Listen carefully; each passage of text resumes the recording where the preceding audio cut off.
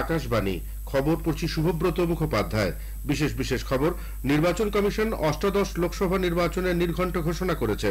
19 April থেকে 1 June পর্যন্ত 7 দফায় ভোট গ্রহণ। অবাধ ও সুষ্ঠু নির্বাচনের সামনে পেশিশক্তি, অর্থ, ভুল তথ্য এবং নির্বাচনী আচরণবিধি লঙ্ঘনকে সবচেয়ে বড় চ্যালেঞ্জ বলে উল্লেখ করেছেন মুখ্য নির্বাচন কমিশনার রাজীব কুমার। এবারই প্রথম লোকসভা ভোটে 85 বছরের বেশি বয়স্ক এবং দিব্যাঙ্গদের জন্য বাড়ি থেকে ভোটদানের ব্যবস্থা করেছে কমিশন। ভারত সব ধরনের ধর্মভীতির বিরুদ্ধে বলে রাষ্ট্রসংঘে ভারতের স্থায়ী প্রতিনিধি রুচিরা কম্বোজ জানিয়েছেন। নবভারত সাক্ষরতা কার্যক্রমের অঙ্গ হিসেবে আজ 23টি রাজ্যে বুনিয়াদী সাক্ষরতা ও সংখ্যা জ্ঞানের পরীক্ষা FL-NAT অনুষ্ঠিত হবে। মহিলাদের প্রিমিয়ার লিগ ক্রিকেটের ফাইনালে আজ দিল্লি ক্যাপিটালস রয়্যাল চ্যালেঞ্জার্স ব্যাঙ্গালোরের মুখোমুখি হবে। আসছে বিস্তারিত খবরে। নির্বাচন কমিশন 2024 সালের সাধারণ নির্বাচনের নির্ঘণ্ট ঘোষণা করেছে। আগামী মাসের 19 তারিখ থেকে 7 দফায় অষ্টাদশ লোকসভা নির্বাচনের ভোট গ্রহণ অনুষ্ঠিত হবে। নতুন দিল্লিতে গতকাল এক সাংবাদিক সম্মেলনে এই নির্ঘণ্ট ঘোষণা করে মুখ্য নির্বাচন কমিশনার রাজীব কুমার বলেছেন, ভারতীয় গণতন্ত্রের সবচেয়ে বড় উৎসবের জন্য কমিশন পুরোপুরি প্রস্তুত। এবারের নির্বাচনে প্রথম দফায় 21টি রাজ্যের 102টি লোকসভা কেন্দ্রের ভোট গ্রহণ 19 এপ্রিল। এই দফায় বিজ্ঞপ্তি জারি হবে 20 মার্চ। মনোনয়নপত্র জমা দেওয়ার শেষ তারিখ 27 মার্চ। পরদিন সেগুলি পরীক্ষা করে দেখা হবে।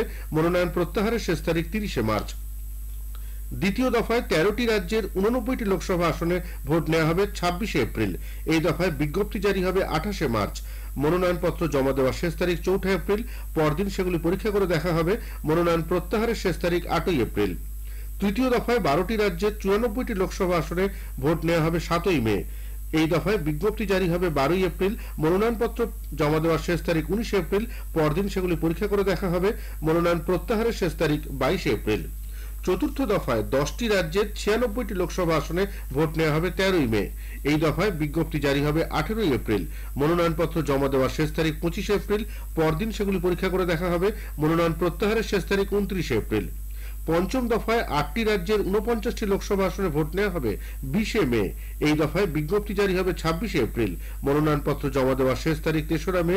পরদিন সেগুলি পরীক্ষা করে দেখা হবে। মনোনয়ন প্রত্যাহারের শেষ তারিখ 6 মে। ষষ্ঠ দফায় 7টি রাজ্যের 57টি লোকসভা আসনে ভোট নেওয়া হবে 25 মে। এই দফায় বিজ্ঞপ্তি জারি হবে 29 এপ্রিল। মনোনয়নপত্র জমা দেওয়ার শেষ তারিখ 6 মে। পরদিন সেগুলি পরীক্ষা করে দেখা হবে। মনোনয়ন প্রত্যাহারের শেষ তারিখ 9 মে। সপ্তম দফায় 8টি রাজ্যের 57টি লোকসভা আসনে ভোট নেওয়া হবে 1 জুন। এই দফায় বিজ্ঞপ্তি জারি হবে 7 মে। মনোনয়নপত্র জমা দেওয়ার শেষ তারিখ 14 মে। পরদিন সেগুলি পরীক্ষা করে দেখা হবে। মনোনয়ন প্রত্যাহারের শেষ তারিখ 17 মে।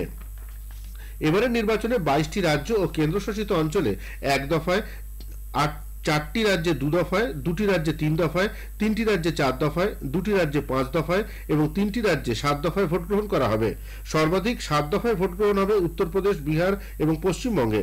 সারা দেশে মোট 543টি আসনে একই সঙ্গে ভোট গণনা হবে 4 জুন। উল্লেখ্য, সপ্তদশ লোকসভার মেয়াদ শেষ হচ্ছে চলতি বছরের 16 জুন।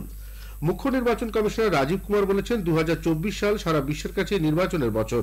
বিশ্বের মানচিত্রে সাধারণ নির্বাচনের মাধ্যমে ভারতের মুখ উজ্জ্বল করার প্রতিশ্রুতি দিয়ে শ্রী কুমার বলেন, নির্বাচন পরিচালনার জন্য সংশ্লিষ্ট আধিকারিকদের যথোপযুক্ত প্রশিক্ষণ দেওয়া হয়েছে। 10.5 লক্ষেরও বেশি ভোট গ্রহণ কেন্দ্রে 55 লক্ষেরও বেশি বৈদ্যুতিন ভোট যন্ত্রের মাধ্যমে হবে এবারের ভোট গ্রহণ। সমগ্র ভোট পর্ব নির্বিঘ্নে সম্পন্ন করার জন্য 2100 জন পর্যবেক্ষক নিয়োগ করা হবে। এবারই প্রথম লোকসভা ভোটে অশীতিপর এবং বিশেষভাবে সক্ষম নাগরিকদের জন্য বাড়ি থেকে ভোটদানের ব্যবস্থা করা হচ্ছে। মোট 96 কোটি 80 লক্ষ ভোটদাতার মধ্যে 47 কোটি 10 লক্ষ মহিলা ভোটার রয়েছেন। এবারের নির্বাচনে 20 থেকে 29 বছর বয়সী যুব ভোটদাতার সংখ্যা 19 কোটি 74 লক্ষ। 18 থেকে 19 বছর বয়সী 1 কোটি 80 লক্ষ তরুণ তরুণী এবারই প্রথমবার ভোট দেবেন। এবারে নির্বাচনে 4টি এমকে মুখ্য নির্বাচন কমিশনার চ্যালেঞ্জ বলে উল্লেখ করেছেন। এগুলি হলো মাসেল বা পেশি শক্তি, মানি অর্থাৎ অর্থ, মিস ইনফরমেশন বা ভুল তথ্য এবং model code of conduct violation বা নির্বাচনী আচরণবিধি লঙ্ঘন। হিংসার ঘটনা সামনে এলে কমিশন কঠোর হবে বলেও শ্রী কুমার জানিয়েছেন। নির্বাচনে অর্থের নয়ছয় রুখতে অনলাইন অর্থ লেনদেনের উপর এনফোর্সমেন্ট দপ্তরকে কড়া নজর রাখতে বলা হয়েছে। পশ্চিমবঙ্গের 42টি আসনে 7 দফায় ভোট নেওয়া হবে। 19 এপ্রিল প্রথম দফায় জলপাইগুড়ি, আলিপুরদুয়ার, কোচবিহার। 26 এপ্রিল দ্বিতীয় দফায় দার্জিলিং, রায়গঞ্জ, বালুরঘাট। 7 মে তৃতীয় দফায় মালদহ উত্তর, মালদহ দক্ষিণ, মুর্শিদাবাদ, জঙ্গিপুর। 13ই মে চতুর্থ দফায় বীরভূম, কৃষ্ণনগর, রানাঘাট, বোলপুর, বর্ধমান পূর্ব, বর্ধমান, দুর্গাপুর, আসানসোল, বহরমপুর। 20 মে পঞ্চম দফায় শ্রীরামপুর, বনগাঁ, ব্যারাকপুর, হাওড়া, উলুবেড়িয়া, হুগলি, আরামবাগ। 25 মে ষষ্ঠ দফায় পুরুলিয়া, বাঁকুড়া, বিষ্ণুপুর, মেদিনীপুর, কাঁথি, তমলুক, ঘাটাল, ঝাড়গ্রাম। 1 জুন সপ্তম দফায় কলকাতা উত্তর, কলকাতা দক্ষিণ, ডায়মন্ড হারবার, যাদবপুর, জয়নগর, বসিরহাট, দমদম, বারাসত কেন্দ্রে ভোট গ্রহণ। লোকসভা নির্বাচনের সঙ্গে 4টি রাজ্যের বিধানসভা নির্বাচনের দিনক্ষণও ঘোষণা করেছে নির্বাচন কমিশন। সিকিম, অরুণাচল প্রদেশ, ওড়িশা এবং অন্ধ্রপ্রদেশে বিধানসভা নির্বাচনের নির্ঘণ্ট প্রকাশ করা হয়েছে। 32 আসনের সিকিম এবং 60 আসনের অরুণাচল প্রদেশে ভোট গ্রহণ 19 এপ্রিল। 175 আসনের অন্ধ্রপ্রদেশ বিধানসভা নির্বাচনে ভোট গ্রহণ 13ই মে। 147 আসনের ওড়িশা বিধানসভা নির্বাচনে 4 দফায় ভোট গ্রহণ করা হবে। প্রথম দফায় 28টি আসনে ভোট গ্রহণ 13ই মে। দ্বিতীয় দফায় 35টি আসনে ভোট গ্রহণ 20 মে। তৃতীয় দফায় 42টি আসনে ভোট গ্রহণ 25 মে এবং চতুর্থ তথা শেষ দফায় 42টি আসনে ভোট গ্রহণ 1 জুন। সবকটি বিধানসভা নির্বাচনের ভোট গণনা 4 জুন।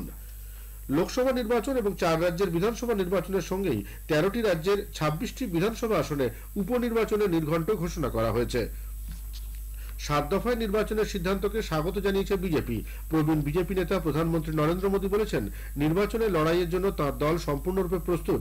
সোশ্যাল মিডিয়ায় একাধিক পোস্টে শ্রী মোদী বলেন, সুশাসন এবং বিভিন্ন ক্ষেত্রে পরিষেবা প্রদানের রেকর্ডের ভিত্তিতেই বিজেপি মানুষের কাছে পৌঁছবে। কংগ্রেস সভাপতি মল্লিকার্জুন খাড়গে বলেছেন, লোকসভা নির্বাচন ভারতের জন্য ন্যায় বিচারের দরজা খুলে দেবে। গণতন্ত্র বাঁচানোর এটাই সম্ভবত শেষ সুযোগ। আম আদমি পার্টির নেতা গোপাল রায় বলেছেন, তার দল পূর্ণ শক্তি নিয়ে নির্বাচনের লড়াই করবে। তৃণমূল কংগ্রেস বলেছে, বাংলায় 7 দফায় নির্বাচনের কোনো প্রয়োজন ছিল না। দলের মুখপাত্র মন্ত্রী চন্দ্রিমা ভট্টাচার্য গতকাল এক সাংবাদিক বৈঠকে বলেন, নির্বাচন কমিশনের কাছে 1 দফায় ভোট করানোর দাবি জানিয়েছিল তৃণমূল কংগ্রেস। খবর শুনছেন আকাশবাণী থেকে। ভারত সব ধরনের ধর্মভীতির বিরুদ্ধে বলে রাষ্ট্রসংঘে ভারতের স্থায়ী প্রতিনিধি রুচিরা কম্বোজ জানিয়েছেন। রাষ্ট্রসংঘের সাধারণ পরিষদের 78তম অধিবেশনে ইসলাম ভীতি মোকাবিলায় ব্যবস্থা গ্রহণ প্রস্তাবে আলোচনায় অংশ নিয়ে তিনি রাষ্ট্রসংঘকে ধর্মীয় বিশ্বাসের ভিত্তিতে বিভক্ত করার বিরুদ্ধে সতর্ক করে দেন। তিনি জোর দিয়ে বলেন, অধিবেশনে গৃহীত এই প্রস্তাবে যেন কোনোভাবেই ধর্মভীতিকে প্রশ্রয় না দেওয়া হয় বা নির্দিষ্ট কোনো ধর্মের প্রতি বিরূপ মনোভাব পোষণ না করা হয় তা নিশ্চিত করতে হবে। বহুত্ববাদে বিশ্বাসী ভারত সব ধর্মের সংরক্ষণ এবং প্রচারের নীতিকে দৃঢ়ভাবে সমর্থন করে। ইসলামোফোবিয়া মোকাবিলায় রাষ্ট্রসংঘের বিশেষ দূত নিয়োগের বিষয়ে তিনি বলেন, ভারত নীতিগতভাবে একটি বিশেষ ধর্মের নিরিখে এই পদ সৃষ্টির বিরোধী। নবভারত সাক্ষরতা কার্যক্রমের অঙ্গ হিসাবে আজ 23টি রাজ্যে বুনিয়াদী সাক্ষরতা ও সংখ্যা জ্ঞানের পরীক্ষা FL-NAT অনুষ্ঠিত হবে। কেন্দ্রীয় শিক্ষামন্ত্রক জানিয়েছে, প্রায় 37 লক্ষ পড়ুয়া এতে অংশ নেবে। অংশগ্রহণকারী প্রতিটি রাজ্য এবং কেন্দ্রশাসিত অঞ্চলের সব জেলায় এই পরীক্ষা অনুষ্ঠিত হবে। পাঠ, লেখা এবং প্রাথমিক গণিত নিয়ে মোট 150 নম্বরের পরীক্ষা নেওয়া হবে। নতুন জাতীয় শিক্ষানীতির উপর ভিত্তি করে আঞ্চলিক ভাষায় পরীক্ষা নেওয়ার সিদ্ধান্ত হয়েছে। উল্লাস নবভারত সাক্ষরতা কার্যক্রমের আওতায় পরিচালিত প্রশিক্ষণের মূল্যায়নে এই পরীক্ষা অত্যন্ত গুরুত্বপূর্ণ।